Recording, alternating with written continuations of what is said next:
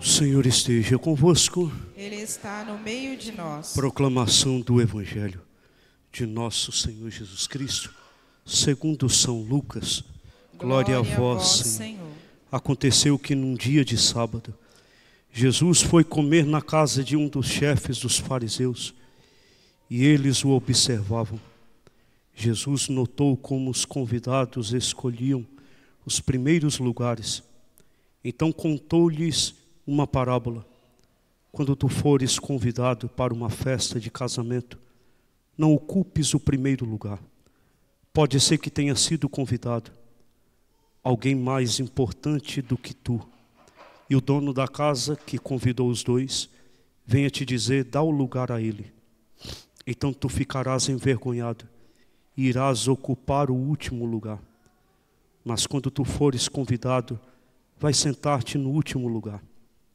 Assim, quando chegar, quem te convidou te dirá: amigo, vem mais para cima. E isto vai ser uma honra para ti, diante de todos os convidados.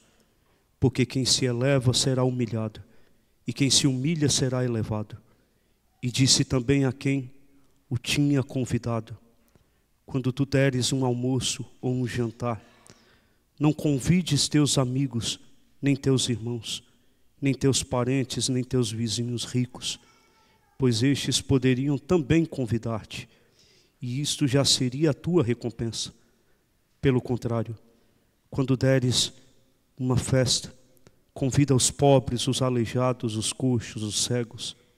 Então tu serás feliz, porque eles não te podem retribuir. Tu receberás a recompensa na ressurreição dos justos. Palavra da salvação. Glória a vós, Senhor. Podemos nos assentar, irmãos, por favor.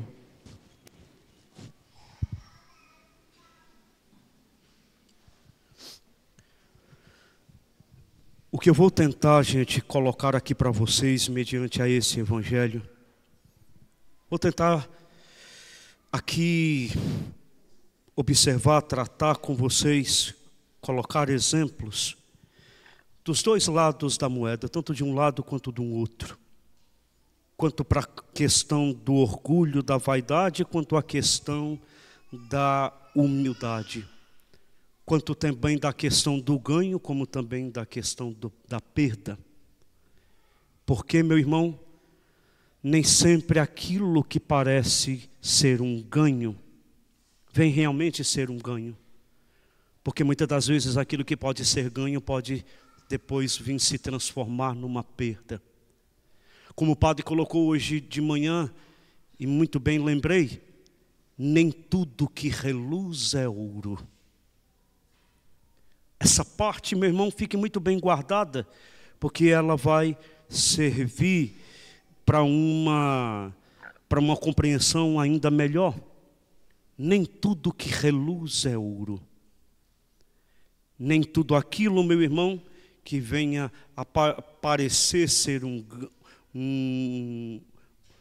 aquilo que pode vir então ser um ganho, meu irmão, ele pode então vir ser uma perda. Então, observemos. Porque o que então vem ser o orgulho? O que vem ser humildade, gente? Primeiro, humildade é a pessoa que se humilha.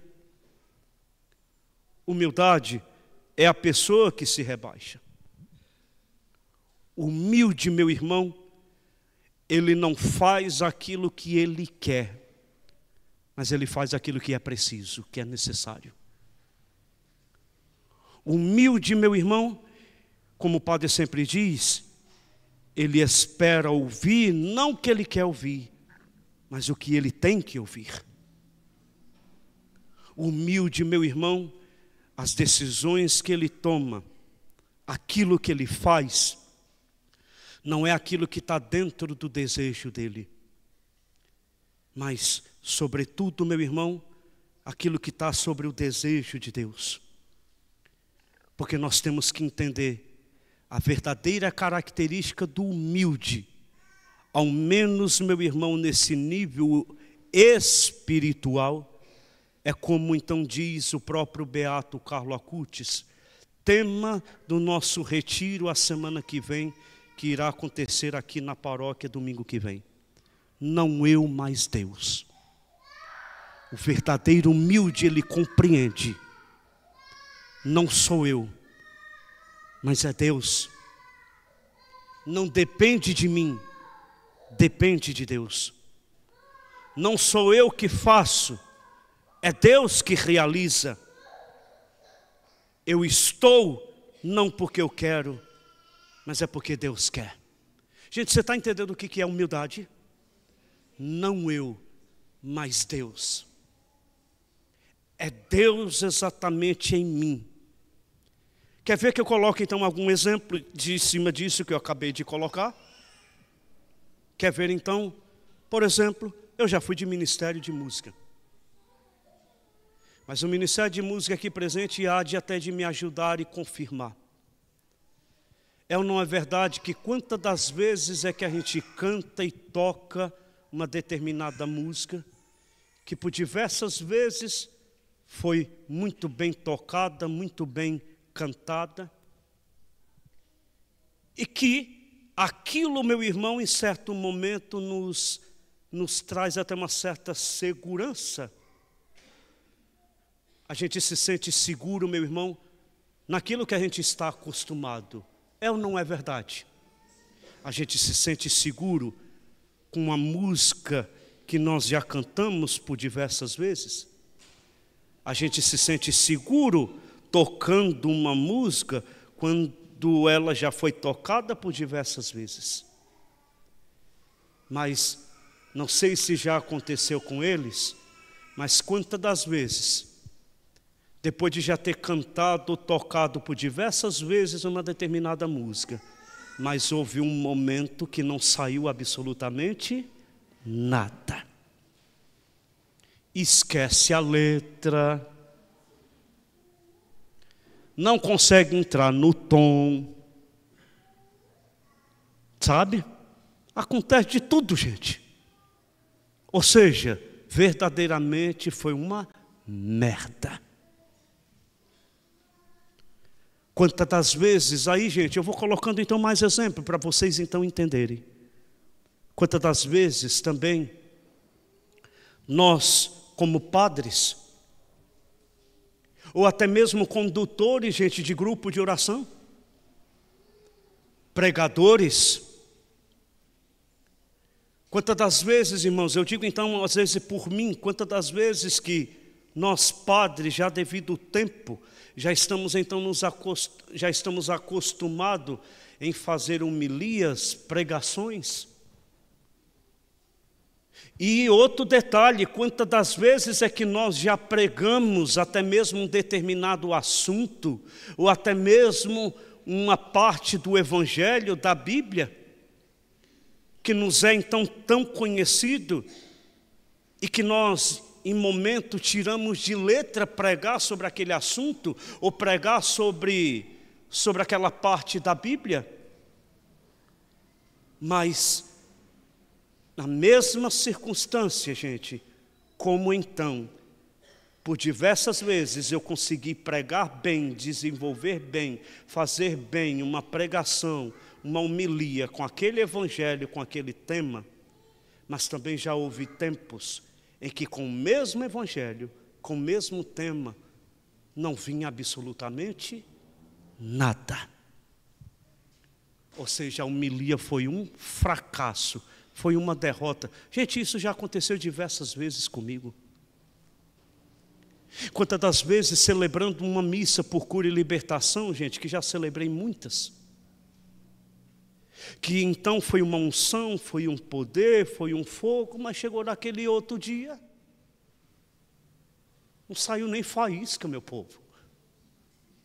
Vocês estão entendendo? Gente, por que, sobretudo na questão da vida espiritual, sobretudo na questão de serviço da igreja, por que há momentos, gente, que a gente consegue tirar de letra, vai excelente, ótimo, toquei bem, cantei bem, fiz uma boa pregação, mas há aquele momento, meu irmão, que parece que nunca preguei, que parece que nunca nem cantei aquela música, que parece que eu nunca celebrei uma missa. Por quê? Para nós lembrarmos, irmãos, isso eu tenho percebido cada vez mais com mais clareza, para nós entendermos que não sou eu, mas é Deus, que quem age é Deus, que quem faz é Deus, que quando eu estou naquele momento que eu estou seguro demais com aquilo que faço dentro da igreja, aquela minha segurança me leva a uma certa soberba. Me leva à soberba de achar que eu já sei demais, que eu sou experiente demais. Sabe? Não preciso estudar, não preciso ler. Isso aí já tiro de letra. Aí não quer mais ensaiar mais. Ensaiar para quê? A gente já cantou tantas vezes. Estão entendendo, gente? Aí vai relaxando. Ou se não, começa a bater a soberba em você achar que você é o cara. Eu sou o cantor. Eu sou o pregador. Eu. E aí a pessoa esquece que não sou eu, mas é Deus. Nós não podemos nos esquecer disso.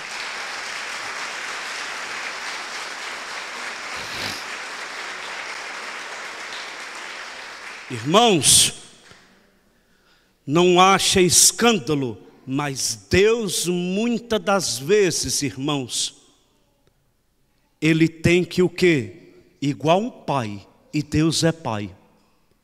O pai, meu irmão, para poder ensinar o filho a andar, vai ter que chegar um momento que o pai vai ter que largar a mão do moleque, não vai ter?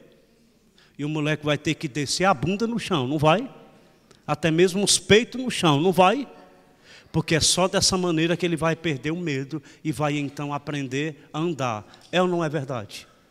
Então é assim, gente. Às vezes Deus tem que tirar a mão para podermos aprender. Entenda. Deus então às vezes Ele tira a mão para nós também entendermos que há certas ocasiões que nem tudo depende de mim, que eu dependo dEle.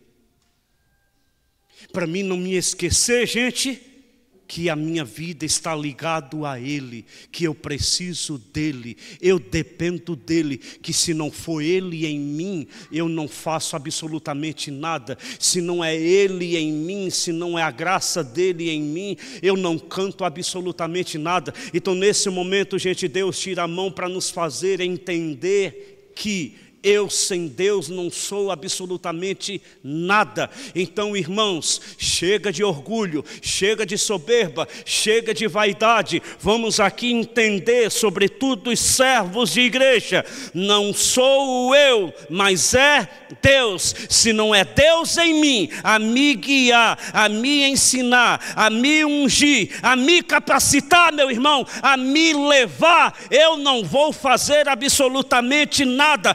Portanto, servos, músicos, ministério de músicas, pregadores, intercessores, ministros extraordinários da comunhão, servidores do altar, meu irmão, coroinhas e acólitos, todos os servos, gente, entenda uma coisa: se não é Deus em nós, nós não vamos ter capacidade de fazer nada. Seja humilde e reconheça isso, que nós precisamos de Deus.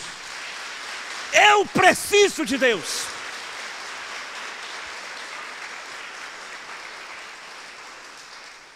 Que as obras que eu realizo, meu irmão, não é por capacidade própria.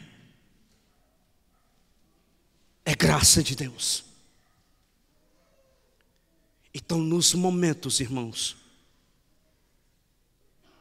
em que a coisa parece que não vai, a coisa não sai, ali é para nós então entendermos para nós entendermos, é Deus então naquele momento dizendo para nós enxergarmos: sem mim não sois nada, sem mim nada conseguireis fazer. E isso, gente, é necessário para podermos o quê? Crescer na humildade. Gente, pelo amor de Deus, entendam também. Isso serve então para toda a nossa vida. Você pai, você mãe, você só vai conseguir ser um bom pai, uma boa mãe em Deus. Entenda isso. Você só vai conseguir dar conta desse matrimônio, desse casamento, sendo um bom esposo, uma boa esposa em Deus. Você só vai conseguir vencer o adultério e ser fiel à sua esposa só se for pela graça de Deus, em Deus. Nós só vamos conseguir vencer o mundo, vencer o pecado, se for pela graça de Deus. É Deus. Gente, pelo amor de Deus, entendam isso. Sabe por quê? Porque lembra daquela parte do Evangelho que diz que derrubou do trono os poderosos e exaltou os humildes. Derrubou do trono os poderosos, os orgulhosos, os soberbos. Então, irmãos, quando a gente começa a se encher de soberba, aí vem a queda. Vou lhe dar então outro exemplo concreto. Gente, vocês já estão começando a entender que eu estou tentando colocar vocês, levar vocês a enxergar os dois lados da moeda. Para vocês se enxergarem o quê? Que nem tudo que reluz é ouro. Para você entender que quando você pensa que você está certo, onde na verdade você está errado. E também para você entender que aquilo que você acha que é errado, na verdade é o certo. Também tem isso. Quer ver então uma coisa? Vai ser um exemplo, irmãos, que vai mexer também em nós. A dor, meu irmão, o sofrimento, é também uma maneira de derrubar os poderosos. É um meio de quebrar o orgulhoso, o soberbo. Gente, quantas situações, com toda a inteligência, com todo estudo, com toda a sabedoria. Perceba isso agora comigo. Há situações na vida, gente, que com todo estudo, com toda a sabedoria, com toda experiência e conhecimento da vida que nós temos, mas chega situações na vida em que a gente se vê perplexo. Isso o que significa? Perdido. Ou seja, você não sabe o que fazer. Acontece isso, gente, sim ou não? Pelo amor de Deus, ajuda aí. Sabe aquela situação difícil que você não sabe o que fazer? Você fica perdido. Você coloca a mão na cabeça e diz: o que vou fazer então agora? Também são situações, gente, que não são permitidos para nós então entendermos que tudo em nós é limitado. O meu entendimento é limitado, o meu conhecimento é limitado, a minha sabedoria é limitada. Eu não tenho, gente, todo o conhecimento. Chega a determinadas situações da vida que eu me vejo perdido, que eu me vejo sem saber o que fazer. E aí, irmãos, derrubou do trono os poderosos. Por que disso? Porque aquele que não vem pelo amor, vem pela dor. Porque é bom aqui também eu lembrar que o pecado, meu irmão, uma das causas principais do pecado é o orgulho, a soberba, a vaidade. No fundo, nós pecamos porque somos orgulhosos. No fundo nós cometemos pecados, por quê, irmãos? Porque nós queremos ser mais do que Deus, ou muitas das vezes queremos estar acima de Deus. O pecado, meu irmão, é próprio do orgulhoso. Por quê? Porque não importa, meu irmão, o que o outro diz, se é errado. O que importa é que para mim isso não é erro. Não vejo problema nenhum. Você está entendendo? Parece que o negócio está começando a esquentar para o teu lado. Quantas das vezes é que você ouviu minhas homilias, minhas pregações, ou até mesmo de outros padres, outros pecadores, outros pregadores, que determinada coisa é pecado e você então bate no peito orgulhosamente, dizendo, para mim não é pecado, então está tudo certo. Estou mentindo, meu povo? Gente, pelo amor de Deus, está murchando por quê? Acorda, acorda, meu povo. Quantas das vezes é que você escuta? Quantas das vezes é que você escuta a palavra de Deus e você então começa a criticar, você começa a discordar até mesmo da palavra de Deus? Gente, isso é um orgulhoso mais do que experiente, isso é um orgulhoso de mão cheia. É quando ela começa a questionar a própria palavra de Deus. Aí, meu irmão, o orgulho já está chegando no seu ápice.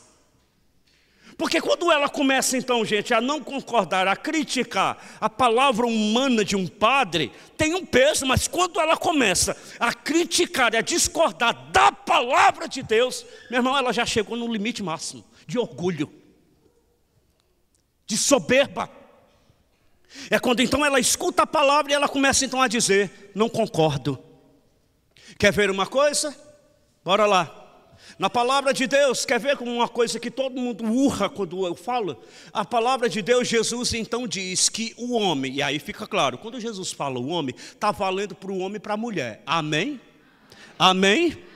Ok? Não queira você mulher querer fugir da raia não, porque também cabe para você. Jesus no Evangelho, ele então diz que o homem que olhar, o homem casado que olha com desejo para outra mulher, ele já cometeu adultério no seu coração. Agora quer ver? Quantas das vezes você homem, você mulher, casado, andando na rua, viu aquela cavalona de salto alto, não você mulher, agora o homem, ok? Então você homem, andando na rua, viu aquela cavalona de salto alto trotando, tutof, tutof, tutof. Aquilo é o sino da mulher para dizer, cheguei. Você já percebeu, homens, que só o tutof, você já levanta a cabeça para saber quem é. Já percebeu isso? O tutof da mulher, gente, o homem, ele já diz. Uma vez, gente, eu vou até confessar para vocês. Uma vez eu me enganei, eu vi tutof, tutof, tutof. Eu falei, quem é essa cavalona que está entrando? Quando eu fui ver, é um cavalo. Gente, o cavalo não é o bicho não, o cavalo era o homem mesmo, entendeu? Com aquele salto de madeira, sabe aquele sola de madeira? Cuidado que engana, meu irmão. Lembra? Nem tudo que reluz é ouro. Ah, eu já ia falar besteira, meu pai. Deixa para lá. Está sendo filmado. Não. Porque nem tudo que reluz é ouro. Olha o que é a imaginação do padre. Nem tudo que reluz é ouro. Então no tutof, no tof, do tof. Quando você pensa, gente, que é um mulherão, aí quando você vai ver é o canhão, entendeu?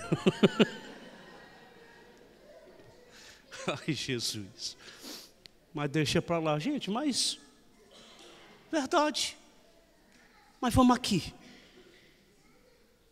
Quantas das vezes você, mulher casada, andando pela rua, os seus olhos se voltaram. Quantas das vezes você, homem, casado, os seus olhos se voltaram com aquela mulher bonita e atraente que passou na rua com um vestido justo, ou quem sabe até mesmo curto? Nem vou dizer se é verdade para você não apanhar. É melhor assim. Mas quantas das vezes você, mulher, casada, passando na rua, os seus olhos, irmãs, foram exatamente atraídos por aquele homem que você então julga que é bonito. E pior que ainda olha e diz: eita pedaço de mau caminho. A cor do pecado, não é?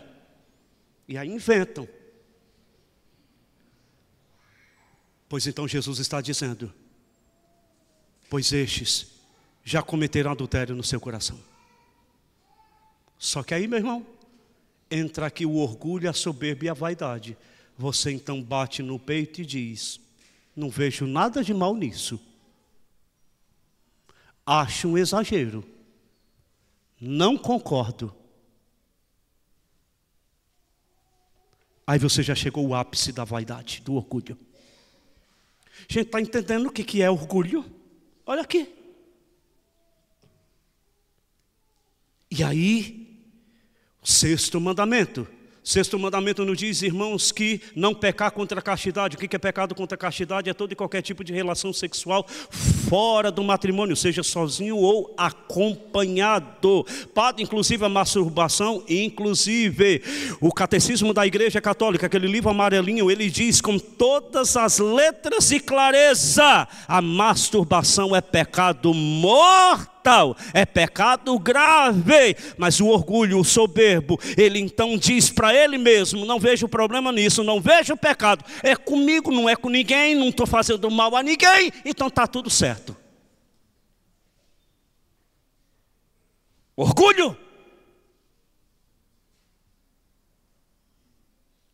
E tantas outras situações. A Igreja Católica no Concílio Vaticano II, gente, declarou oficialmente, gente, pelo Papa Paulo VI, se não me falha a memória, foi no documento chamado Lumen Gentium, se não me falha a memória. Ele então afirma, gente, que todo e qualquer tipo de uso de contraceptivo, anticoncepcional, camisinha, todo e qualquer tipo de meios para se evitar filhos é pecado grave. E aí o orgulhoso soberbo, ele então diz que eu faço uso sim, porque é melhor assim do que enfiar filho do mundo para morrer de fome. Gente, por que vocês estão calados? Estou falando alguma mentira aqui? Hã?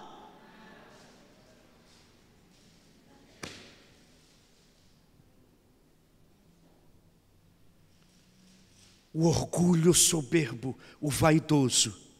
O orgulhoso, meu irmão, ele só pensa em si, mas ele nunca pensa no outro. Outro exemplo que eu já dei por diversas vezes aqui de orgulho, de soberba, vaidade. O orgulhoso, meu irmão, o soberbo, ele nunca se preocupa, ele nunca se machuca, ele nunca se decepciona e se entristece, se deprime com a desgraça do outro. Ele liga a televisão, ele vê tudo que é notícia ruim. Ele vê pessoas, gente, em pranto, sofrendo e chorando pela perda de um ente querido. Ele vê famílias em tempo de chuva, perdendo sua família, perdendo as casas, mas ele não se decepciona contra Deus. Ele não se deprime, ele não cai em depressão. Ele vê notícia de pessoas, ou vê pessoas que perderam seus empregos, que estão desempregados, mas está tudo certo com ele não está triste, ele não está se decepcionando, ele não está reclamando com Deus. Ele vê a desgraça de todo mundo, mas ele continua o mesmo. Mas no dia que aconteceu com você, você já está pronto para dizer então que Deus não existe, que Deus é injusto, que Deus te abandonou, que como é que pode comigo, Senhor? Por que comigo? Logo comigo que não faço mal a ninguém? Estou mentindo, meu povo? Sinal concreto de orgulhoso. Toda desgraça pode acontecer com todo mundo, menos comigo. Porque se acontecer comigo é porque Deus não existe. Agora, se acontecer com outro, Deus existe. Eu não sei o que eu tenho que dizer mais para poder você então aplaudir, né? Acho que é porque está doendo, né?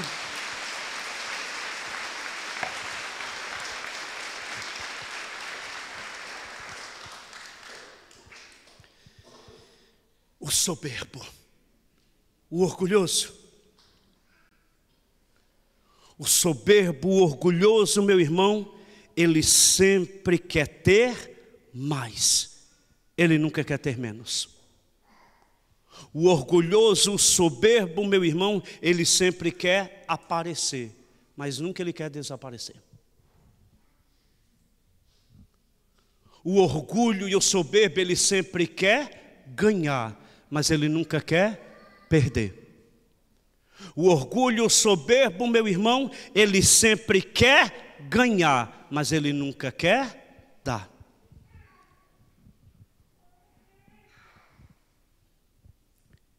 E aí, meu povo, e aí repito, derrubou do trono os poderosos.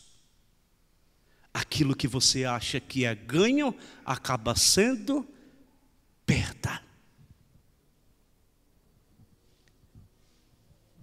É isso que o Evangelho está tentando, então, gente, nos ensinar. O orgulho.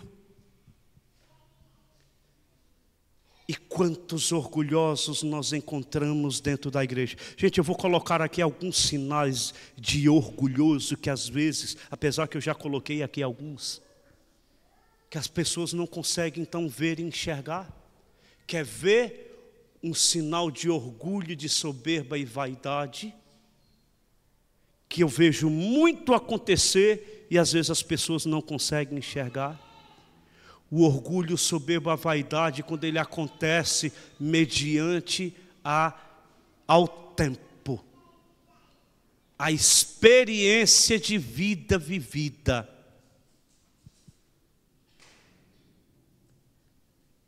E veja, gente, infelizmente, eu sei que está sendo gravado, mas vai ter que ser dito.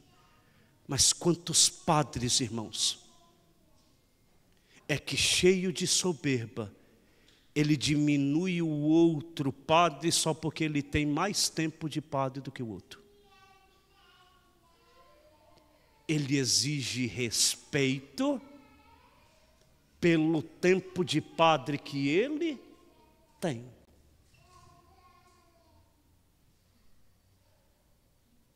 Ele começa a colocar-se melhor do que os outros pelo tempo de padre que ele possui. E ele começa o quê? A diminuir. Meu filho, isso também tem dentro da igreja entre os servos. Eu já peguei, gente, servo já aqui na paróquia Santíssima Trindade. Daqui eu falo. Que já vi, gente, dizer, e pior que ainda teve coragem de dizer na minha frente. Dizer para o outro, ó, abaixa a tua bola porque você está chegando agora, viu? Já.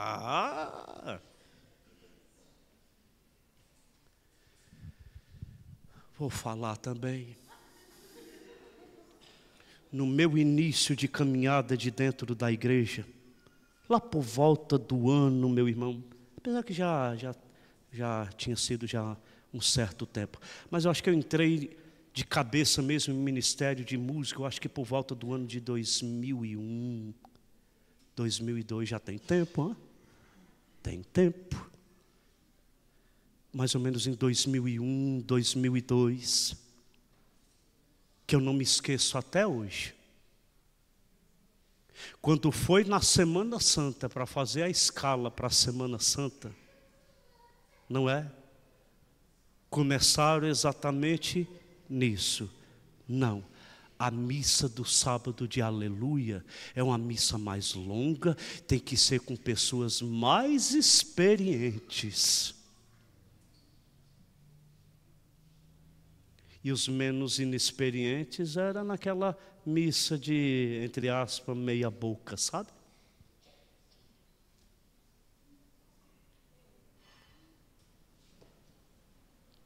Vejo muito isso, gente, dentro de igreja. Houve uma paróquia aí, que eu não vou dizer o nome, gente, que quando eu cheguei, tinha uma paróquia e tinha uma comunidade. A coisa era assim, os que eram da paróquia não podiam pisar na comunidade, os que eram da comunidade não podiam pisar na paróquia. Eu falei, mas que negócio é esse aqui? Quando era então nas festas juninas, era cada um por si. Os da paróquia tinham que se virar da sua paróquia e a comunidade tinha que virar da sua comunidade. Ninguém colocava o dedo, ninguém se intrometia no trabalho do outro. Eu falei, mas que negócio é esse aqui? A gente é o quê? Uma comunidade, porque desde sempre que eu sei, comunidade é o quê, meu irmão? É trabalhar em conjunto, não é verdade? Gente, comunidade não é trabalhar em conjunto? Aqui não está sendo comunidade, então. Eu falei na época, lá naquela paróquia.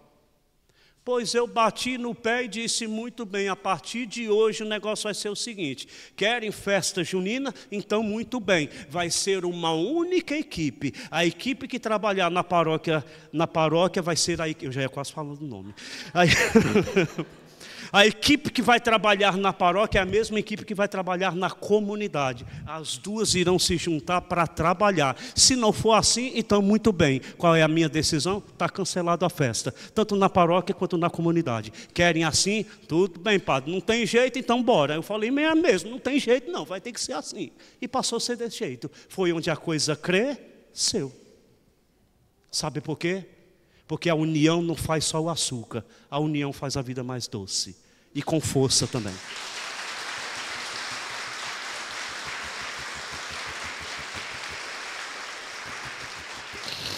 Está entendendo, meu povo? Acabei. Agora, se voltou tudo lá, e meu filho aí já não sei mais. Mas comigo era assim. Sabe? E aí, gente, o pessoal da comunidade, com um grupinho menor, se matava todo ano por falta de gente para trabalhar. Eu falei, não, vai acabar com isso. E quem não quiser, então muito bem, gente. Não faz. Então, meu povo, o orgulho dentro da igreja por causa de tempo. Pessoas disputando, gente, cargos dentro de igreja. Como o padre já disse por diversas vezes, vi muita gente dentro da igreja brigar por microfone, mas até hoje eu nunca vi ninguém brigar dentro da igreja por causa de uma vassoura para varrer a igreja. Eu já vi, foi isso, minha filha. Ah, deixa eu varrer. A outra diz, ah, toma, fique à vontade. Não é?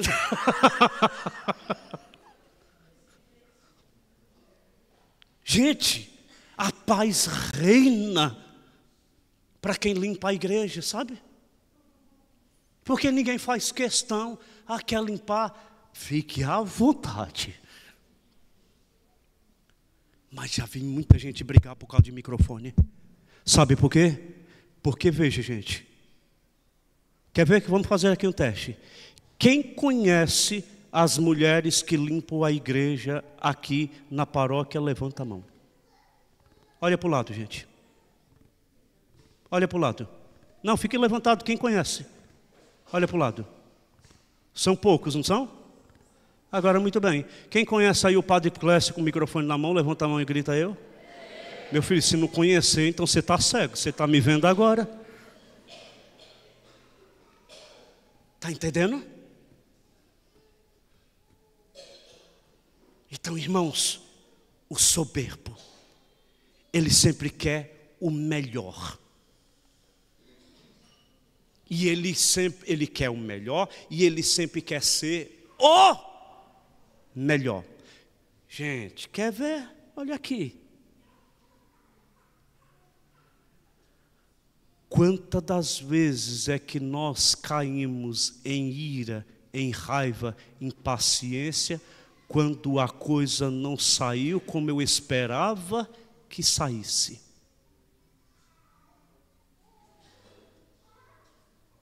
Quantas das vezes, irmãos, é que nós servos ficamos tristes, decepcionados, quando a música não saiu do jeito que tinha que sair.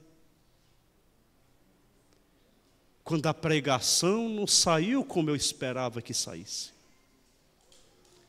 Quando a missa não foi realizada como eu esperava. Quantas pessoas que saem decepcionados, tristes, por ter sido um fracasso o trabalho que foi realizado. Sinal concreto de soberba. Por quê? Porque o que você fez não foi bom. E aí você ficou então sendo visto pelo outro não como o melhor.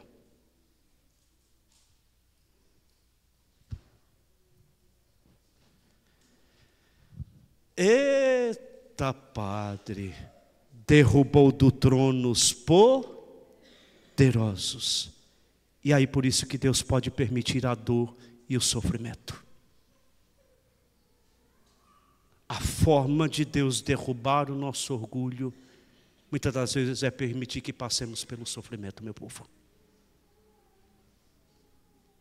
Passemos pela dor.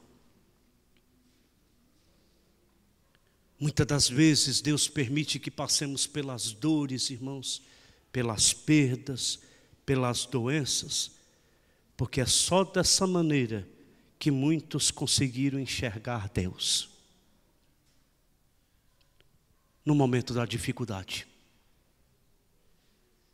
no momento do desemprego, no momento da doença, no momento do luto,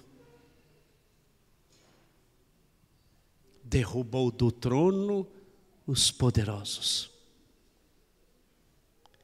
Mas Deus exalta o humilde. Humilde, gente.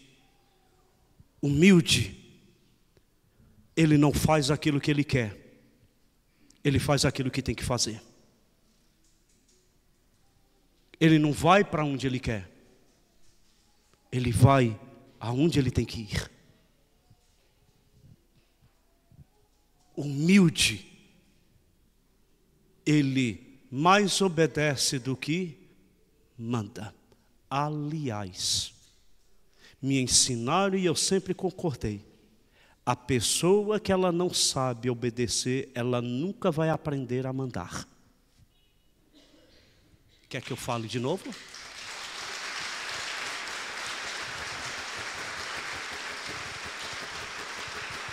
Vou falar para ficar bem gravado. A pessoa que ela não sabe obedecer, ela nunca vai aprender a mandar. Nunca. Por quê? Porque tem muitas pessoas soberbas, meu irmão, que ela só quer mandar, mas nunca ela quer obedecer. E vou dizer também, dentro da igreja, meu irmão, os que mais reclamam, os que mais exigem, os que mais criticam, os que mais querem mandar, são os menos que querem fazer. Poderia ter aplaudido.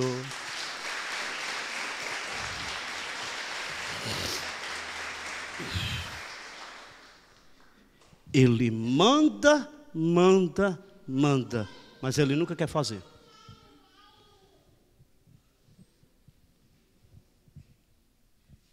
E repito, os que mais criticam, os que mais colocam defeito, os que mais reclamam, são os que menos fazem.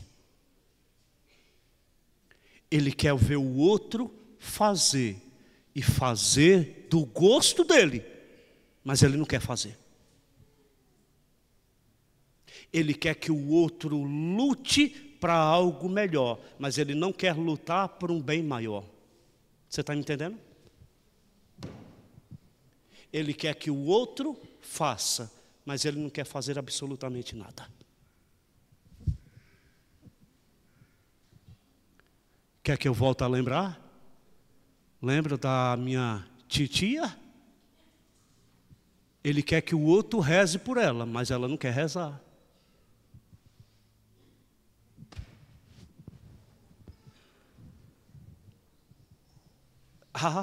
Eu vou dizer. Ó, aqui que está lembrando, quem é casado aí, levanta a mão e grita eu. Ou que até mesmo mora junto, levanta a mão e grita eu. Sinal concreto de soberba, de orgulho e vaidade entre casais. Ele sempre aponta o defeito do outro, mas ele nunca lembra o dele. Ele sempre exige que o outro mude, mas ele não quer mudar. Ele quer que o outro seja fiel, mas ele não quer ser fiel.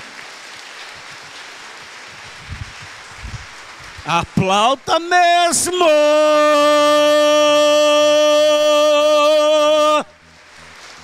Com coragem!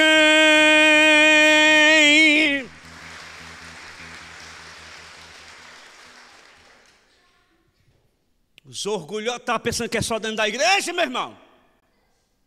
Aliás, os da igreja é porque já começaram dentro de casa. Sabe? Porque é de lá que vieram.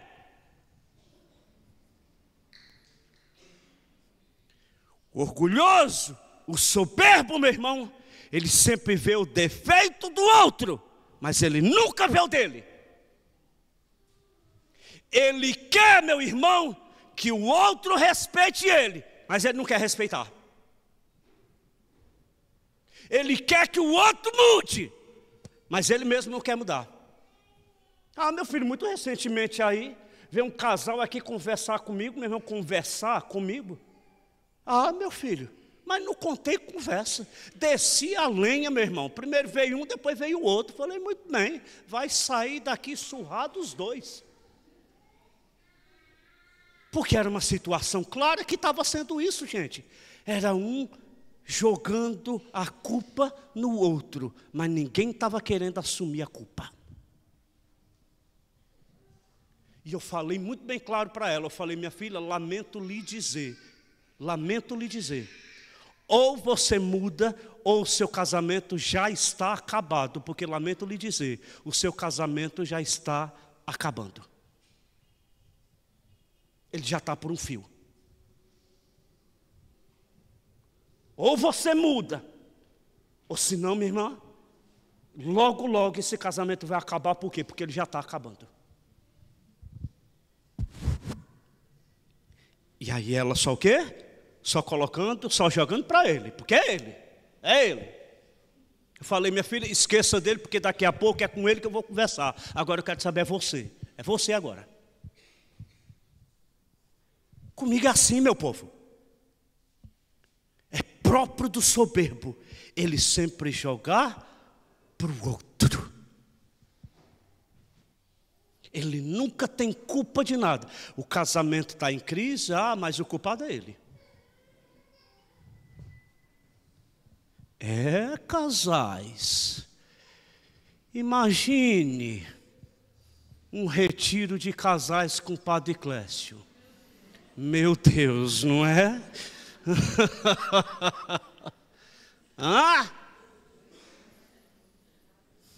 Eu tenho muita vontade, gente, de fazer um dia para mim colocar aqui explicações que às vezes assim, tão abertamente, com tantas crianças, o padre não pode então falar. Porque vai ser rasgado, meu irmão. Aquele tipo de palavra que você vai dizer, Mas não é coisa que eu vou inventar não, gente. É coisa que a igreja ensina e que infelizmente vocês não sabem, ou a maioria não sabe. Sabe? Então, irmão, Aquela situação de dentro de casa, em que o outro ele trai, mas ele sempre exige que o outro respeite. Gente, eu tento aqui lembrar uma coisa para você. Sabe qual é o perigo de quem trai? O perigo de quem trai, ele sempre vai viver achando que está sendo traído.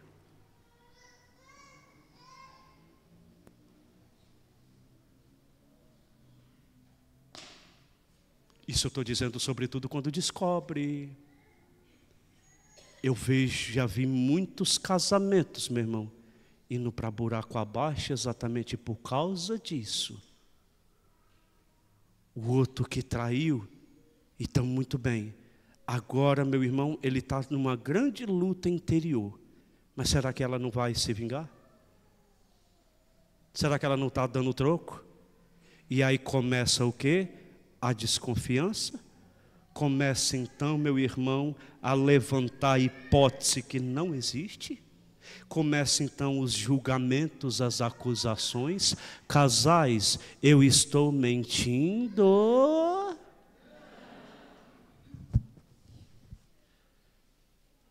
Teve gente aí, uma vez aí que depois de uma homilia veio até mim dizendo: ô padre, até parece que o senhor já foi casado um dia.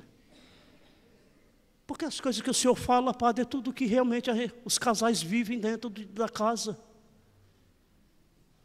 Gente, eu nunca vivi a experiência concreta de um matrimônio, mas somos nós padres que escutamos as lutas dos matrimônios, dos casais. E algumas coisas, gente, a gente vê por aí. Essa mulher falou isso no dia que eu peguei e falei para ela. Que a mulher, quando ela briga com o marido, gente, que ela se discute, ela vai, deita na cama, vira a cara para a parede e finge que está chorando.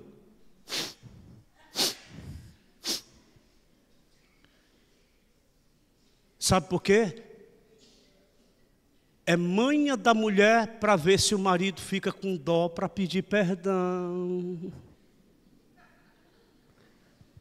Não é verdade, mulheres? Olha lá, está com medo? Não é verdade, mulheres?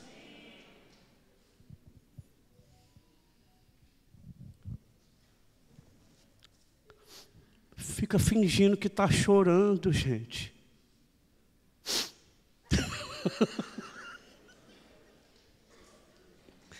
Ai, Jesus amado. Oh, Deus. Eita, meu pai, olha o horário, meu pai. Olha a hora. Tenho que terminar, gente. Pelo amor de Deus. Humilde, gente. Humilde. Humilde, ele sempre tem mais plena certeza absoluta. Como o padre colocou aqui no início. Não eu, mas Deus. Humilde, ele busca a Deus. Porque o humilde, ele se humilha, ele se rebaixa. O humilde, ele sempre se coloca na condição de pequeno. E reconhece que há pessoas maiores e melhores do que ele.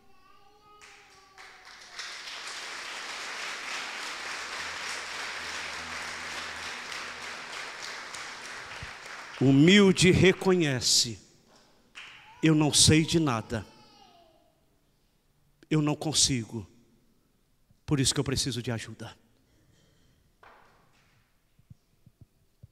Gente, tem orgulhoso que o bichinho é tão orgulhoso, que ele não está conseguindo fazer, mas o orgulho dele é tão grande que ele não pede ajuda.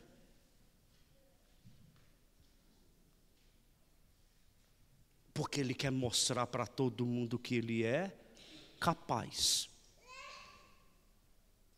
Já vi homem, gente, destruir o motor de carro Porque ele colocou na cabeça: eu tenho que mostrar para todo mundo que eu consigo, que eu sou capaz. Perdeu o motor do carro. Quer ver, gente, que por causa do orgulho, e foi por causa do orgulho e da vaidade que muitos homens traíram até mesmo mulheres. Quando naquela velha história e exemplo que eu já disse, dos amigos que colocam na sua cabeça que você tem que provar que você é homem. Que se você não for para o barzinho, que se você não trair, que se você não sair com a mulher, porque você não é homem. E você então, meu filho, com o seu ego, com o seu orgulho, com a sua soberba, para não ser passado por nome de trouxa, você vai lá e cai na onda do amigo. Você vai para o barzinho, você vai lá e trai. Eu não sei nem se eu poderia perguntar para os homens, porque eles não têm coragem de responder, mas aí, homens, não, deixa para lá que senão vai ser comprometedor. Não precisa falar, não. Deixa.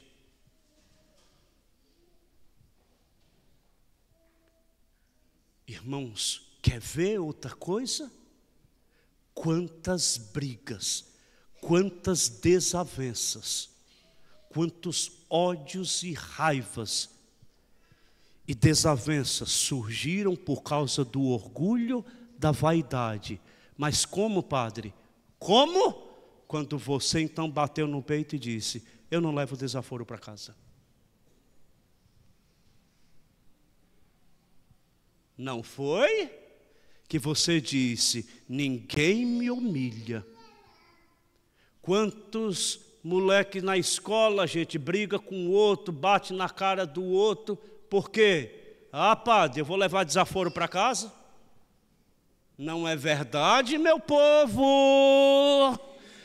Se o outro fez, eu vou fazer também. Me xingou, eu xingo. Me bateu, eu bato.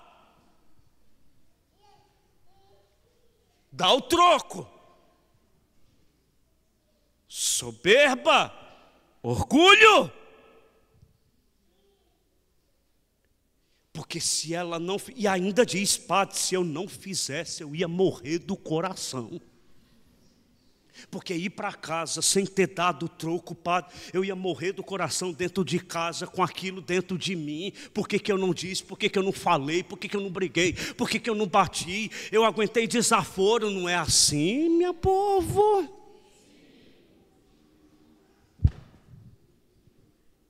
Teve uma situação aí que aconteceu, gente, com uma pessoa aí que eu não quero também dizer o nome, que ela meio que engoliu humilhação,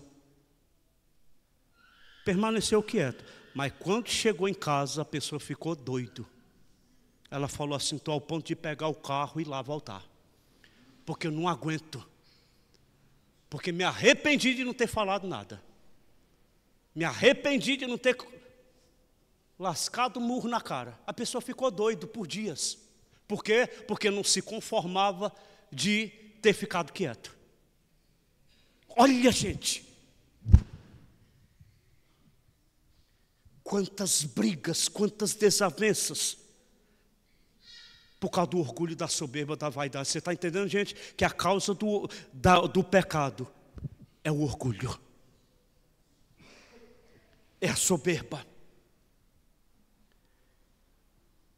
E aí, meu irmão, derrubou do trono os poderosos. Os humilhados serão exaltados e os exaltados serão humilhados. Quem quer se exaltar demais, gente, quem quer ser demais nessa vida, vai acabar na pior vida, no inferno.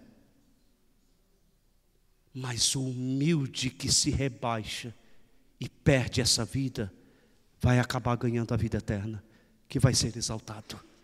Vai ser exaltado para o céu.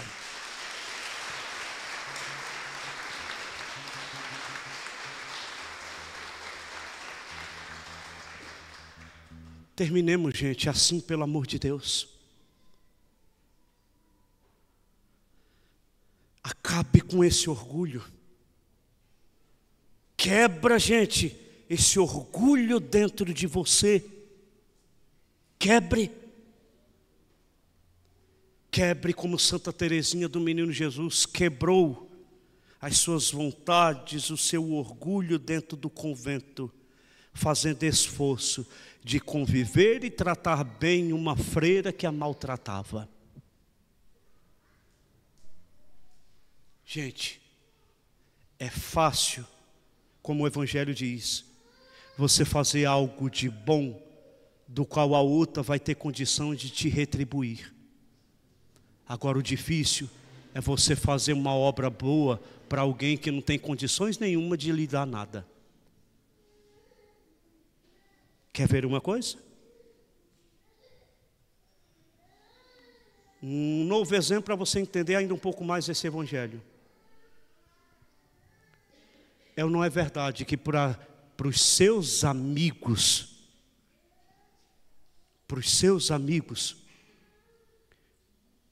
do qual você, sobretudo, gente, os de posse.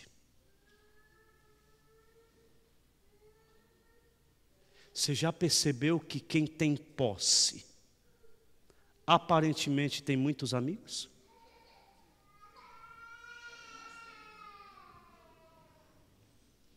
Olha outra pauleira aqui, gente. Você já percebeu quanto as pessoas têm interesse de se aproximar de pessoas que têm? Por quê, gente? Porque ela quer ter a chance de, por meio daquela amizade, ter o dela também. Seja para ganhar até mesmo um presente bom. Quer ver? Pelo amor de Deus, gente, quem nunca fez, não queira se ofender. Mas é uma pura realidade.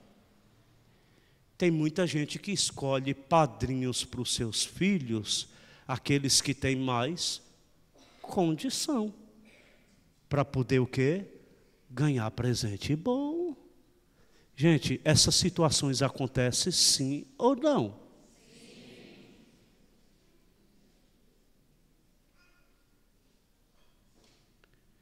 Padrinhos de casamento.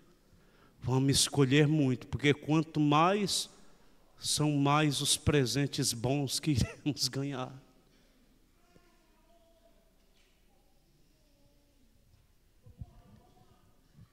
Não adianta se esconder. Gente, na escola, gente, se a gente não é tão inteligente, a gente já procura fazer amizade com aqueles que são mais inteligentes. Para quê? Para fazer o trabalho escolar junto com ele, que sabe que já é garantia.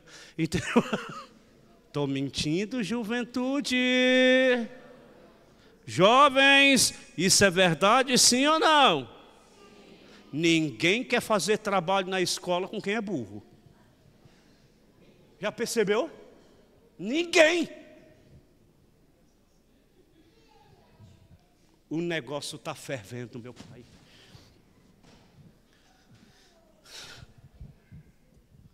Por quê? Porque é sempre um interesse, gente, de ganhar. É o Evangelho, meu povo. Então, gente, não teria sentido, é o que Jesus está dizendo, você fazer algo por quem tem condições que vai lhe retribuir com alguma coisa. Quer ver uma coisa? Quantas famílias é que faz banquete de fartura? Você come o mês inteiro salsicha, ovo e frango. Mas para visita você compra picanha. Faz a carne da hora. Não é isso, gente? Não é? Você faz uma comida boa. Por quê? Porque você sabe que em algum momento você vai ser retribuído com um convite na casa dele para comer picanha também.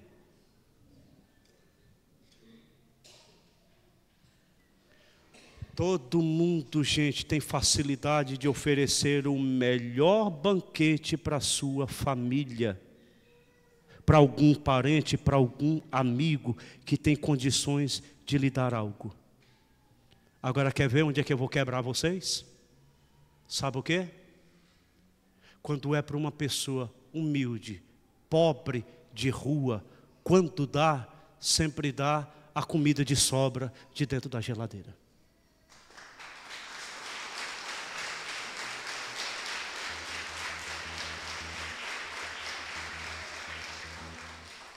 Você já percebeu, gente, que para quem é pobre, que não tem condições nenhuma de dar nada, você sempre dá o pior. Comida vencida do armário. Pega o resto, aí vai lá, meu irmão, abre o pacote de arroz ou a lata de arroz, pega lá um punhadinho, põe dentro de uma sacola e dá. Abre a geladeira, meu irmão, e pega o mais barato ou o pior que tem. Estou mentindo, meu povo?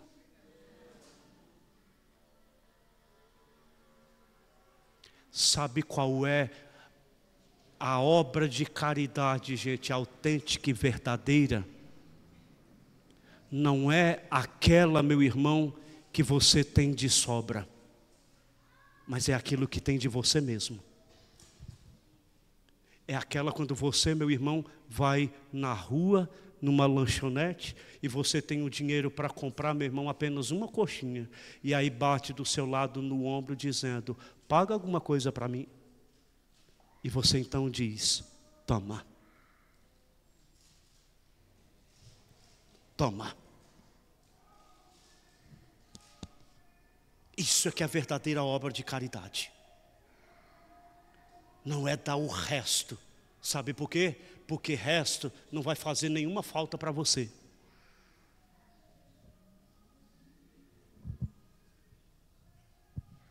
Agora dá o que é seu, gente. Então, muito bem. Claro, gente, não é que eu estou dizendo agora para você então pegar, meu irmão, toda a sua casa e dar para os outros. Não. Eu estou dizendo em pequenas coisas. Isso é que é, gente, a força da caridade e do sacrifício. É tirar, meu irmão, o melhor. Aquilo, meu irmão, que você tinha guardado para você. E você então diz, toma.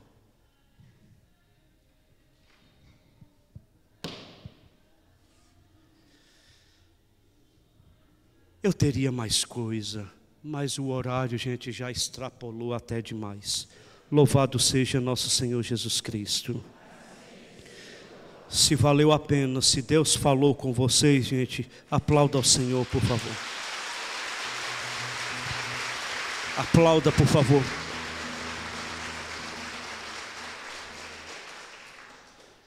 Só que, gente, eu tenho que falar uma última coisinha, porque também é importante, mas fique em pé mesmo, porque é rápido. Um dos sinais também concretos de pessoa humilde é quem reza. É de quem reza. Porque qual é o sinal do corpo de uma pessoa em oração? O que é? Se ajoelhar, não é? Agora, muito bem. Gente, aqui. Creio eu que todo mundo aí do fundo está me vendo, sim? Porque eu estou em pé, não estou? Eu estou no alto, ok? Agora, se eu me ajoelhar. Quem está lá no fundo está me vendo? Porque humilde, gente, quem reza se humilha. É forma de humildade.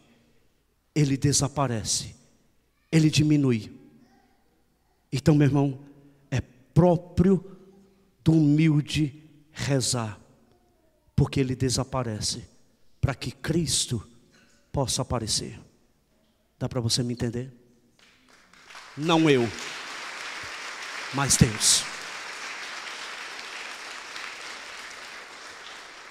Não existe humilde se não tiver vida de oração. Não tem. Creio em Deus Pai Todo-Poderoso, Criador do céu.